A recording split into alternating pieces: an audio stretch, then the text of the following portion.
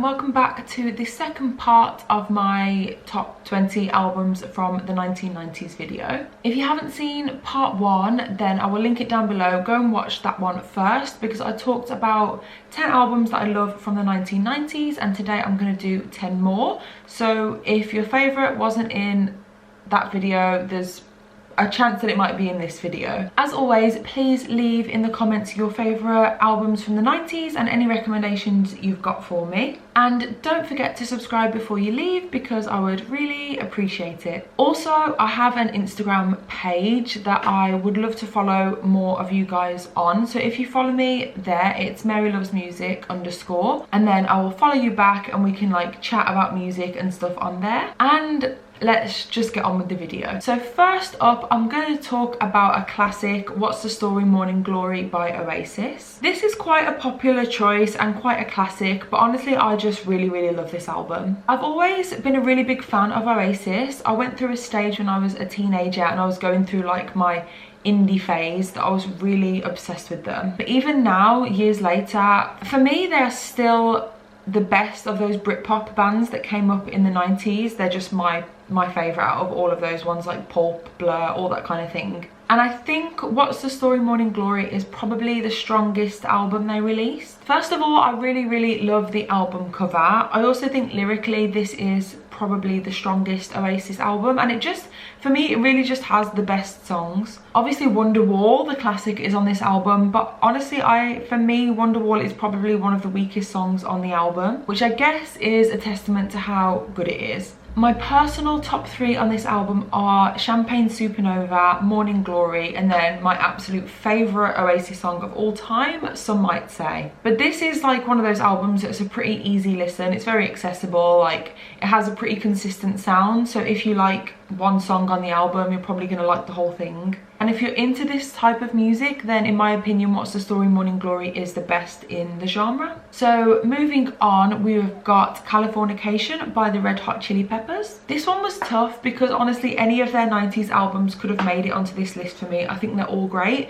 but I did re-listen to them all in preparation for this video, and I just think Californication holds up the best for me. This album just flows so well. It's a really great listen from start to finish, but obviously there are some standout moments. The song Scar Tissue is one that I just absolutely love. It's a beautiful song. The chorus is amazing. And I really love the title track Californication because it just reminds me of like going through my indie phase again when I was younger and just like having no cares in the world. And the song This Velvet Glove is another great one with insane vocals. I love Anthony's voice. It's so like unique and expressive. And one thing I will say is that the lyrics aren't the strongest on this album, but the music is so good that you kind of just forget about it. And the instrumentation is truly fantastic. There are some beautiful guitar solos and obviously some funky bass lines from Flea, and it just makes this album so enjoyable for me, and yeah, I just love it. Also, please let me know your favourite Red Hot Chili Peppers album in the comments because I'd really be intrigued to know if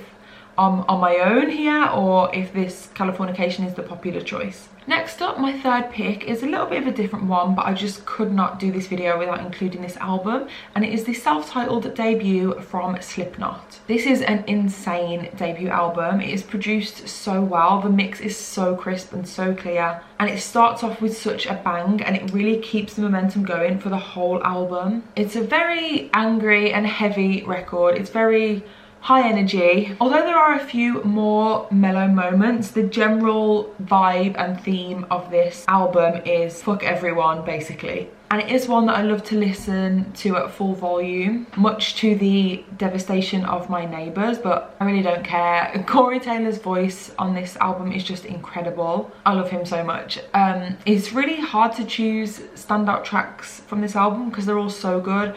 But if I had to choose a top 3, I would probably say Eyeless, Spit It Out, and probably the song Scissors. I just love the energy and the aggression of this album. It really is so unique and so emotive. If I'm being honest, the album that came after this one by Slipknot, Iowa, is probably a little bit better, but that one didn't come out in the 90s, so couldn't include it in this video. So my fourth choice is The Bends by Radiohead. Of course I was going to include a Radiohead album on this list. I really feel like you can't not. They were such a huge part of music in the 90s and so innovative, and The Bends is my personal favourite album that they released in the 90s. It truly is a masterpiece. Like, every song is so incredible in some way. The album is full of like distorted guitars and really dark and cryptic lyrics, and then obviously these gorgeous like soothing vocals from Tom York. The lyrics and the music perfectly complement each other. The songs are really, really well written. There's a nice mixture of some like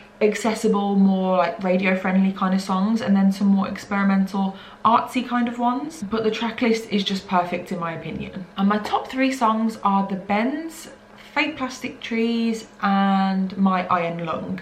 Next up is an album I just adore. This album has my heart. It is The Division Bell by Pink Floyd. I feel like I haven't spoken about Pink Floyd for a while on this channel. I used to speak about them all the time, but they are one of my favourite bands of all time, and The Division Bell, in my opinion, is one of their best albums. Definitely top 5 for me. Even with a lack of Roger Waters' genius, this album is just stunning from start to finish. The opening track, Cluster 1, is a beautiful instrumental track that just opens the album really nicely and gives you a good idea of what you've got to come. Poles Apart is another amazing one, and Marooned is just the most beautiful instrumental track, and I'm genuinely just obsessed with it. Like, genuinely top 5 Floyd song for me. It seems like I'm just listing every song here, but also Wearing the Inside Out is got this beautiful instrumental section in the middle, and of course fantastic vocals from David. And then of course my beloved High Hopes, the last track on the album, absolutely gorgeous. I genuinely think it has one of David's best guitar solos of all time, definitely in the top 3. Honestly, I just think this album is an underrated masterpiece and I just love it. My sixth choice is probably the newest addition to my list. I only discovered this one a few months ago, and I actually found it from a recommendation from one of you guys in the comments, so whoever that was, thank you. And it is The Holy Bible by the Manic Street Preachers. This is such a powerful piece of work. It's a really, really dark album, and it tackles some really uncomfortable subject matter. It covers some really personal and some really political themes. I've seen a few people compare this and call it the like British version of The Downward Spiral by 9 Inch Nails, which for the most part I would say is a fair comparison. Obviously The Downward Spiral is one of my favourite albums of all time, and I think in terms of the subject matter they both do explore some similar subjects like anger, disillusion, that kind of thing. And obviously both fantastic albums. But as well as being super dark and political, The Holy Bible does actually have some like catchy hooks, catchy choruses and melodies that keep you engaged with the songs. There's some lovely instrumental sections, and there's a really like unique guitar tone on this album which I just love. I would say my top 3 songs are Archives of Pain, 4 Stone 7 Pounds, and then probably I'd Die in the Summertime. But I really do love the song 4 Stone 7 Pounds, although it's quite literally one of the saddest songs I've ever heard. It's about having an eating disorder, and there's this one line in the chorus, I can't remember it exactly, but it's something like I want to walk on the snow and not leave a footprint or something, and that is just a really, really heartbreaking song. So would definitely recommend listening to this one if you haven't already. Next up is a pretty obvious one. This is on quite a lot of people's list. It's a classic, and it is Violator by Depeche Mode. This is a really, really consistent album. Every song on this album is so good, and the mood of each song just like transitions so seamlessly into the next, and it just sounds so effortless. And I also think that Violator has some of the best lyrics from Depeche Mode. They're a lot more serious and they go really well with the music, which has this kind of like moody vibe. But then kind of like The Holy Bible, there's still these really catchy choruses and like songs that you can kind of move your feet to, I suppose. There's a few like big melodic choruses that make you want to sing along. And I've never seen Depeche Mode live, but I can imagine it would be an amazing experience. Obviously the big hit Personal Jesus is on this album, and I do love that song a lot. It is a great song and I think it's aged really well, but it's not in my top 3. I'd say that my top 3 favourites from the album, probably the opening track World in My Eyes, the song Halo, because I just Love the vocals in that song. And then probably the song Clean, just because it's kind of a tribute to Pink Floyd, and it samples, I think it samples the bass or something from One of These Days by Pink Floyd. So my 8th choice is going to be How I Learned to Love the Boot Boys by the Auteurs. This is an album that I literally never ever hear anybody talk about. It's really underrated, and as usual with these kind of things, my dad showed me this one quite a while ago now actually. The songs are really well written. It tells a great story when you listen to it from start to finish. I think Luke Haynes is actually a really underrated songwriter. A lot of the songs explore things like adolescence, disillusion, violence, that kind of thing, and in that way it reminds me a little bit of Whatever People Say I Am, That's What I'm Not by Arctic Monkeys, in the way that it just kind of talks about like growing up in the UK and stuff. But yeah, it's definitely one worth checking out if you've never heard it before.